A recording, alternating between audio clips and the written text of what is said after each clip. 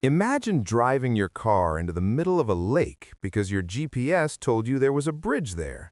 Or imagine being a general in a war, planning a massive invasion, only to realize your maps are 300 years out of date, and that mountain you were going to hide behind doesn't actually exist. We tend to think of maps as ultimate truths, scientific, objective, and cold. But what if I told you that maps are some of the most creative, biased, and occasionally hilarious pieces of fiction ever written? Welcome to the world of cartographic chaos, where this way up isn't just a suggestion, it's a desperate plea. Hello everyone, and welcome back to the show. Today, we are exploring a book that is as funny as it is enlightening. It's called This Way Up, When Maps Go Wrong and Why It Matters, by Mark Cooper-Jones and Jay Foreman, better known to millions of YouTube fans as the Map Men. If you've ever watched their videos, you know their style. Dry British wit, incredibly fast-paced delivery, and a deep-seated obsession with things like border anomalies and poorly placed labels. Their debut book takes that energy and puts it on the page, diving into the world's worst maps, from ancient blunders to modern digital disasters. By the end of this episode, you're going to see the world differently. We'll talk about why the Soviet Union spent decades mapping the entire world in terrifying detail while lying about their own backyard, why a fictional town in New York actually became real because of a map error, and why your phone might be lying to you right now. Let's start with a fundamental truth that Mark and Jay point out right away. Every map is a lie. Think about it. The Earth is a bumpy, irregular sphere, and a map is a flat piece of paper or a screen.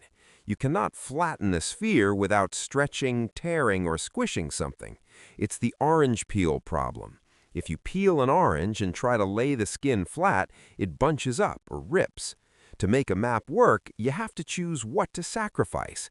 Do you want the shapes of the countries to be right, or their sizes? You can't have both. This means every map maker is making a choice, and where there's a choice, there's a bias. The authors argue that the worst maps are often the most interesting because they reveal the human ego. Take the island of California. For over 100 years, European maps depicted California not as a part of mainland North America, but a giant carrot-shaped island floating off the coast. Why? Because one Spanish explorer had a bit of a misunderstanding, and everyone else just copied him. It didn't matter that other explorers sailed up the coast and realized, hey, this is definitely connected to the land. The map said it was an island, so for the people back in Europe, it was an island. This is what the map men call paper power. Once something is on a map, it becomes a reality in the minds of the public, regardless of the actual geography. Now, before we get into the secret world of Soviet spies and the French revolutionaries who used maps to start a psychological war, let's take a quick breather. If you're enjoying this journey into the world of mappy mishaps, please take a moment to follow us on your favorite podcast app. Leaving a review helps us stay on the map, literally, and ensures we can keep bringing these stories to your ears.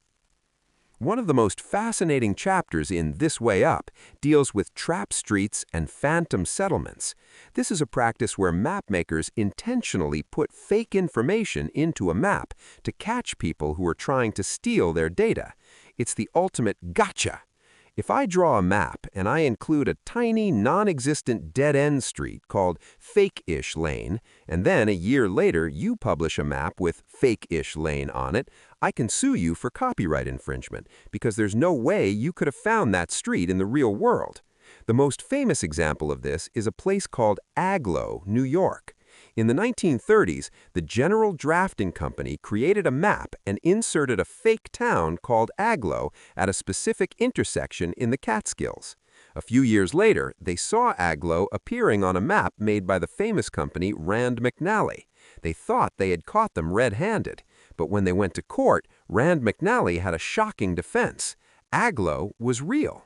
It turns out that because people saw Agloe on the original map, someone actually went to that intersection and built a general store. They named it the Agloe General Store because, well, the map said they were in Agloe. The fake town had willed itself into existence through the sheer power of cartography. It's a hilarious reminder that we don't just use maps to navigate the world, we use them to define it. But maps aren't always just innocent mistakes or clever copyright traps. Sometimes they're weapons. Mark and Jay spend a good deal of time on Soviet maps. During the Cold War, the Soviet Union produced some of the most accurate maps ever made of other countries. They mapped Western cities down to the weight-bearing capacity of bridges and the types of trees in suburban parks. They were preparing for an invasion. However, when it came to maps of the Soviet Union for Soviet citizens, they did the exact opposite. They moved entire cities. They omitted bridges. They warped the coastline. They figured if a foreign spy got hold of a local map, they'd get hopelessly lost. They were willing to make their own citizens late for work just to keep the Americans guessing. This brings us to a darker point: maps as tools of colonial erasure. The book looks at how European powers sat in rooms in Berlin or London and drew straight lines across maps of Africa and the Middle East. They didn't care about the people living there, the tribal boundaries, or the geographic realities. They were mapping out spheres of influence. Those bad maps, maps that ignored the reality on the ground, are still causing conflict and suffering today. It's a powerful reminder from the authors that while we can laugh at a map that puts a mountain in the wrong place, the maps that ignore people are the ones that truly break the world. Let's shift gears to something a bit more eccentric: the Situationists in the 1950s in Paris. These were French intellectuals and artists who thought modern cities were becoming boring and soul-crushing. Their solution? Psychogeography. They would take a map of London and use it to navigate Paris. They called this a dérive, or a drift. The goal was to let the map lead you into places you'd never normally go, to break the patterns of your daily life. It's a beautiful, chaotic use of a bad map. They weren't trying to get from A to B. They were trying to experience the vibe of the city in a new way. Mark and Jay celebrate this because it highlights that maps aren't just for navigation, they're for imagination. As we move into the digital age, you might think the era of the bad map is over. We have satellites, LiDAR, and AI, but the authors argue we're actually in a new, more dangerous era of cartographic error. When a paper map is wrong, you can see the ink and the age of the paper. You know it might be out of date. But when Google Maps or Apple Maps is wrong, it feels like a failure of reality itself.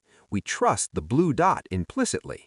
The book recounts stories of death by GPS, where tourists have driven into wilderness areas or onto restricted military bases because the algorithm decided that was the fastest route. The error is no longer a human hand slipping with a pen. It's an invisible line of code. To wrap up this first half of our deep dive into This Way Up, let's look at the map men's philosophy. They argue that we should embrace the messiness of maps. A perfect map is impossible, so the best maps are the ones that tell us something about the people who made them.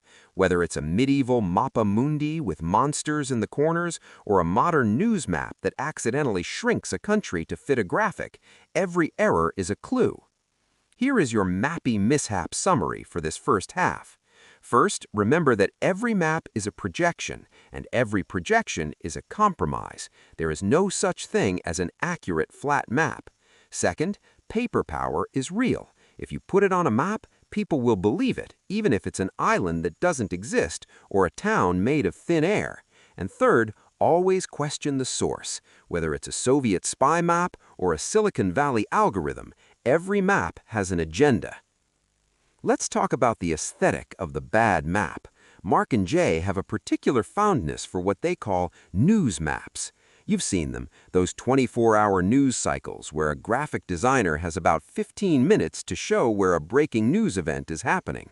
In the rush, countries are moved, borders are ignored, and sometimes the labels are just wildly wrong. There's a famous example where a major news network placed the city of Cannes in Spain rather than France. To the map men, this isn't just a mistake. It's a reflection of our shrinking attention spans. We want the idea of a location more than the location itself. The authors also take us on a journey through corporate maps. Think about the map you see in the back of an airline magazine. The flight paths aren't straight lines. They're beautiful, sweeping curves that make it look like the airline connects the entire world in a giant golden web. Or look at a map of a theme park or a shopping mall.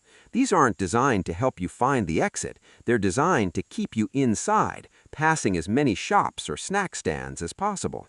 These maps are wrong on purpose. They're architectural nudges, using the language of cartography to influence our behavior. And then there are the maps of things that don't exist at all. The book explores the world of fictional cartography, Middle-earth, Westeros, or the Marauder's map from Harry Potter. Why are we so obsessed with mapping places that don't exist? Mark and Jay suggest it's because a map provides a sense of grounding. If you can see the distance between the Shire and Mount Doom, the story feels more true. It gives a physical reality to the imagination. But even here, there are bad maps. They point out how many. One of the most hilarious and slightly painful sections of This Way Up involves what the authors call the Great Colonial Cut and Paste. Mark and Jay take us back to the 19th century, into smoke-filled rooms where men with very large mustaches and very little local knowledge decided the fate of entire continents. Think about the border between the United States and Canada. For the most part, it's a remarkably straight line. That's because it wasn't drawn by someone walking the land. It was drawn with a ruler on a map in an office thousands of miles away. The problem is, the Earth isn't a flat piece of paper.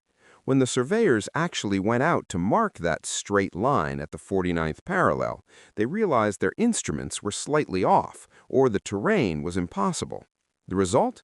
The border zigzags and wobbles. There's even a place called the Northwest Angle, where, due to a mapping error in 1783, a tiny piece of Minnesota is completely cut off from the rest of the U.S. by water and Canada. To get there by land, you have to drive through Canada and go through 2 border crossings just to buy a loaf of bread in your own country. The map men point out that these straight-line borders are the ultimate sign of a lazy or arrogant mapmaker. In Africa, these lines ignored the reality of watersheds, tribal territories, and language groups.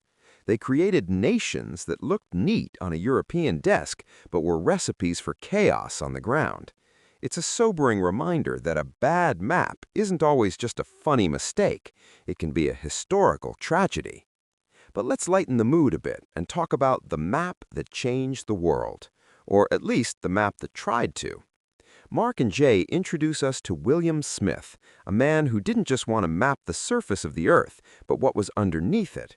In the early 1800s, Smith created the first geological map of an entire country, England and Wales. Before him, people thought rocks were just scattered randomly.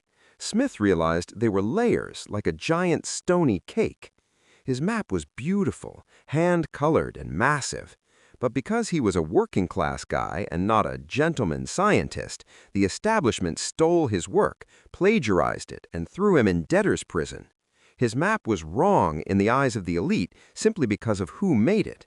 Eventually, history vindicated him, but it's a classic map men story, the struggle between the person who actually looks at the ground and the person who sits in a fancy chair deciding what the ground should look like.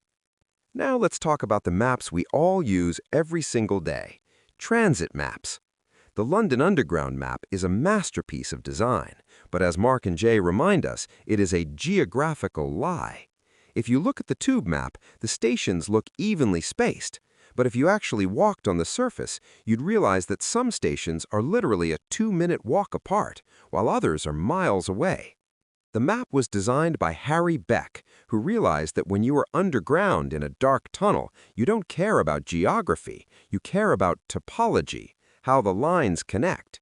He turned a messy geographical map into a clean electrical circuit diagram. It's a bad map if you're trying to navigate on foot, but it's a perfect map for a commuter. It's the ultimate example of how wrong can be right, depending on your goal. However, this success led to a global phenomenon of tube mapification.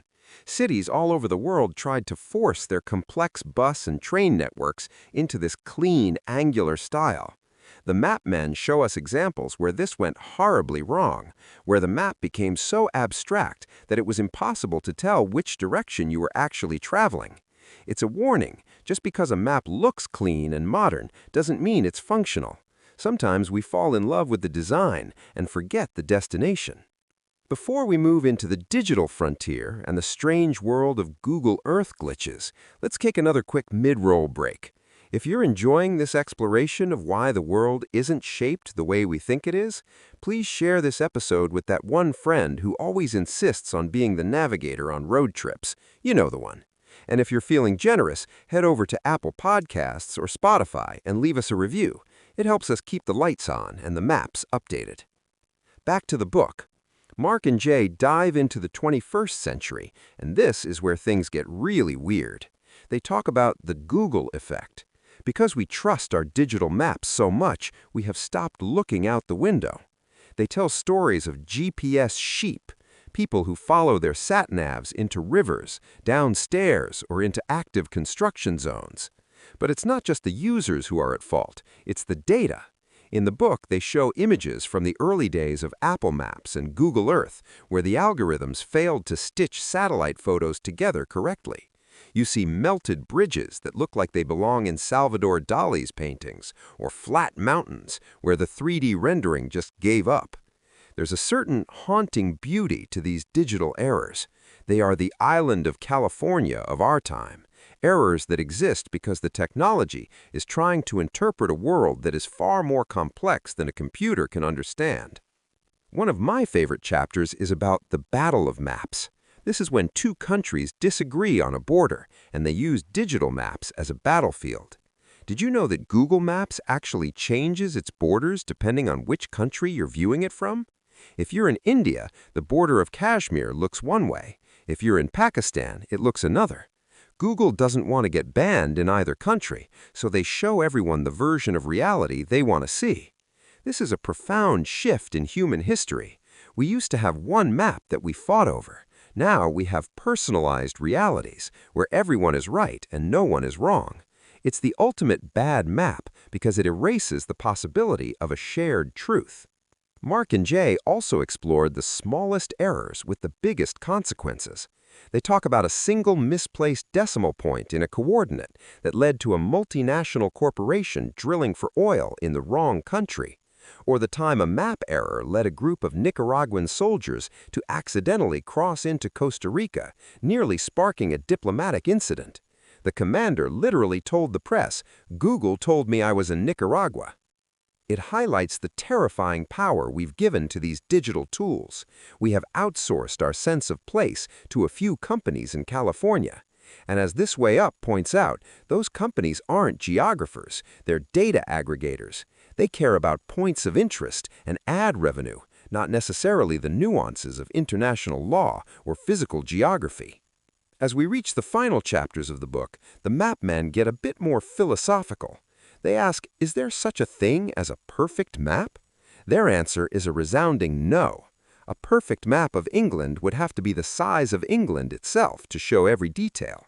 And if it were that big, it would be useless because you couldn't see anything. The value of a map is what it leaves out. A map is an edit, it's a summary. And the errors, the mistakes, the biases, the trap streets are what make them human. They reflect our fears, our ambitions, and our incredible ability to get lost even when we have a satellite in our pocket. So, how do we navigate a world of mappy mishaps? Mark and Jay leave us with a few pieces of advice. First, look up. Use the map as a guide, but use your eyes as the authority. If the map says there's a road and you see a lake, trust the lake. Second, ask yourself who made this and why did they make it? A map of a shopping mall is not your friend, it's a salesperson. A map from a 1950s Soviet bureaucrat is a shield. And third, appreciate the mistakes. The island of California might have been a lie, but it inspired a century of exploration. Sometimes getting lost is the only way to find something new. To wrap up today's journey, here is your final This Way Up cheat sheet. 1. The orange peel problem means every flat map is a distortion. Don't get too attached to the shapes you see. 2. Digital maps are not the truth. They're algorithms that can be biased, political, or just plain glitchy. 3. Maps are stories. They tell us where we've been, what we value, and who we want to be. Thank you so much for spending your time with me today. Exploring the world through the eyes of the map men is a reminder that the world is a much stranger, funnier, and more complicated place than any piece of paper can show. If you enjoyed this episode, please share it, subscribe, and maybe, just maybe, try to get lost today. Use a map of New York to find your way around London, or just turn off your GPS and see where the road takes you. Until next time, keep your eyes open, your compass handy, and remember, just because it's on the map doesn't mean it's on the ground. This is our world, and it's much bigger than the screen in your hand.